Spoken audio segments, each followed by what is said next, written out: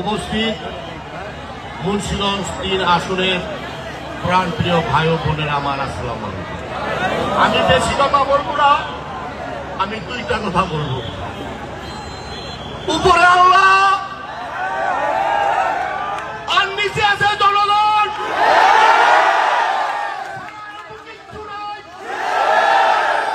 পরপর একটার পর রতন সাহেব প্রতিটা ওয়ার্ডে, প্রতিটা ইউনিয়নে, প্রতিটা মহল্লায়, প্রতিটা পৌরসভায় সমস্ত নেতা কর্মীকে বহিষ্কার করে দিয়েছে।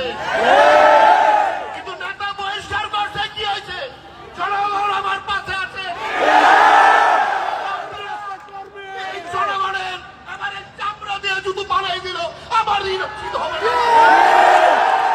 আপনারা এই জনগণ আছেন, নেতা নাই। আমি নেতাকে দৃষ্টি আকর্ষণ করে বলছি, ভাই আমারে কেন আপনারা ভালাই ছুঁয়ে গেলেন? আপনারা তো আমার উৎসাহ দিয়েছিলেন। এই উৎসাহটা যদি আপনার মনে থাকে, আসেন আমরা ঐক্যবদ্ধ ভাবে সবাই সম্মিলিত ভাবে এই মুন্সিগঞ্জ ৩ আসনকে ফুটবল বার্তা জয়যুক্ত করব। আপনি বহিষ্কার করছেন, মির্জা ফখরুল সাহেব আছেন তার ক্ষমতায়। আমার আরেকটি কথা, ক্ষমতা আছে বহিষ্কার করার। এর পাশাপাশি শুনতেছিলাম প্রত্যেকটা লোকের ঘরে ঘরে নাকি উনি অ্যারেস্ট করাইবেন। আরে মির্জা ফখরুল আপনার, পুলিশ প্রশাসন আপনার না, আপনার বাপেরও না। যদি আমি মনে করি কোন ওয়ারেন্ট ছাড়া, কোন লোকের কেস ছাড়া যদি ধরার চেষ্টা করেন, এই ৩ আসনের জনগণ আপনার ছাড়ব না। আরেকটি কথা শুনেন, উনি বললেন কিছুদিন আগে এম শামসুল ইসলাম আব্দুল সাহেব এই দেশে দানের শীষের বীজ দিয়েছেন। ভালো কথা, ইসলাম সাহেব মারা গেছেন, আপনি দানা জানিয়েছেন।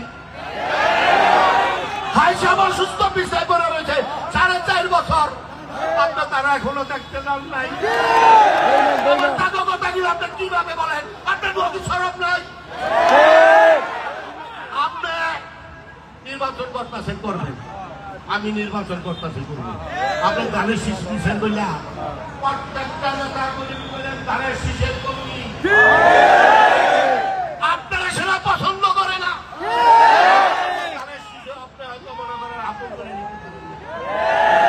এই দেশের জনগণ 17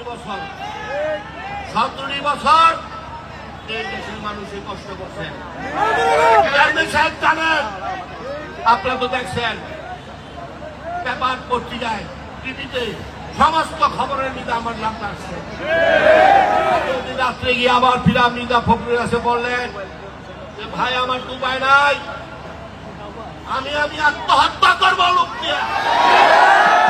ওই জন্য হয়তো আপনারা দিচ্ছেন, আসেন ভোটার লড়াই পরিষ্কার করেন। যদি এতই ক্ষমতা থাকে, পরিষ্কার ছাড়া আসেন।